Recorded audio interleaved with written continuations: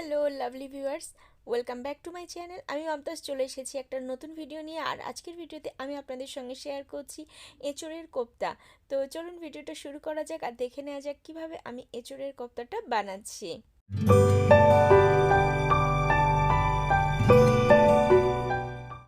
তো প্রথমেই আমি এঁচোড়টাকে খুব ভালোভাবে বেছে নিয়েছি, ধুয়ে ক্লিন করে নিয়ে তারপর সেটাকে লবণ আর হলুদ দিয়ে আমি কুকারে সিদ্ধ করে নিয়েছি। তো এটা একদম খুব সুন্দরভাবে সিদ্ধ হয়ে গেছে। তো সিদ্ধ এঁচোড়গুলোকে আমি জল ঝরিয়ে নিয়ে তারপর হাত দিয়ে চিপে চিপে এটাকে একদম ভর্তার মতো বানিয়ে ফেলেছি।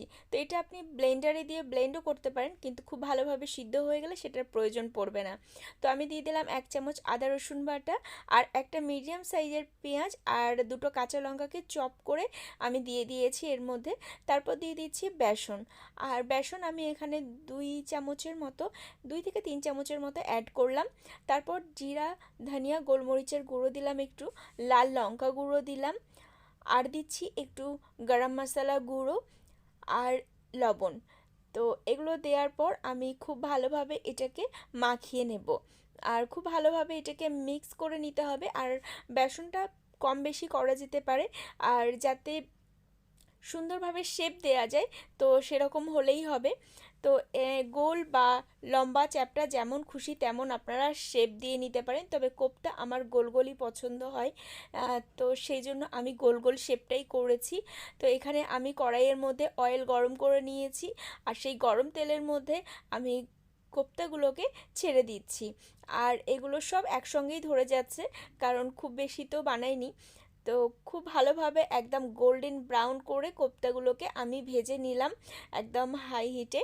তো এবার এটাকে আমি উঠিয়ে নিচ্ছি কোপ্তাগুলোকে, কারণ এগুলো বেশি পুড়িয়ে ফেললে ভালো লাগবে না।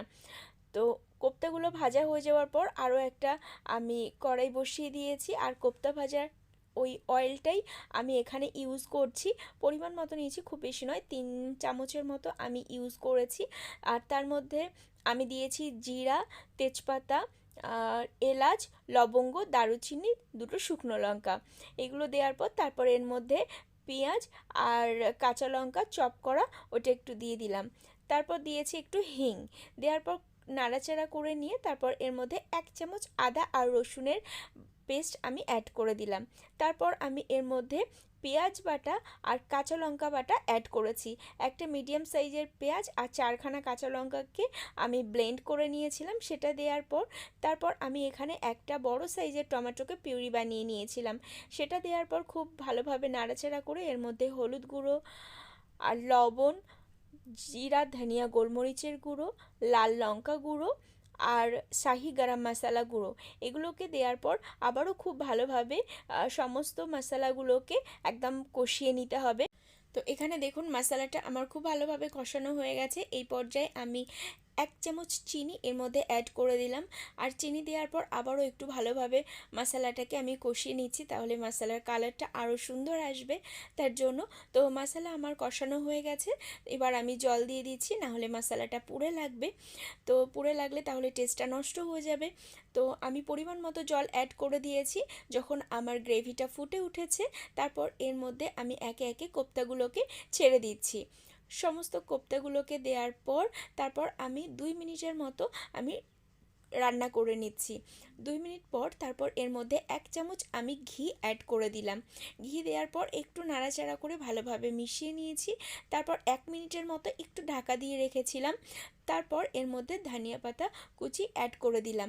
ধনিয়া পাতা কুচি অ্যাড করে দেওয়ার পর আমি এবার ফ্লেমটাকে অফ করে দেব, আর আমার রান্নাটা কমপ্লিট হয়ে গেছে। তো দেখুন আমার এঁচোড়ের কোপ্তাটা কেমন হয়েছে দেখতে। দেখতে তো ভীষণই ভালো লাগছে, আর খেতেও ভীষণ টেস্টি হয়েছিল। তো আপনারা যদি এরকমভাবে এঁচোড়ের কোপ্তা কোনো দিন খেয়ে না থাকেন তাহলে প্লিজ একবার বানিয়ে খেয়ে দেখবেন। এটা ভীষণ ভীষণ ভীষণই টেস্টি হয় খেতে। তো আমার আজকের ভিডিওটি এতটুকুই। ভিডিওটা যদি ভালো লেগে থাকে তাহলে অবশ্যই ভিডিওতে একটা লাইক করে দেবেন, আর চ্যানেলে নতুন হলে তাহলে প্লিজ আমার চ্যানেলটিকে সাবস্ক্রাইব করে আমার পাশে থাকবেন। তো আজকের মতো এতটুকুই, দেখা হচ্ছে একটা নতুন ইন্টারেস্টিং ভিডিওর সঙ্গে। ততক্ষণ পর্যন্ত ভালো থাকুন, সুস্থ থাকুন, take care and bye by.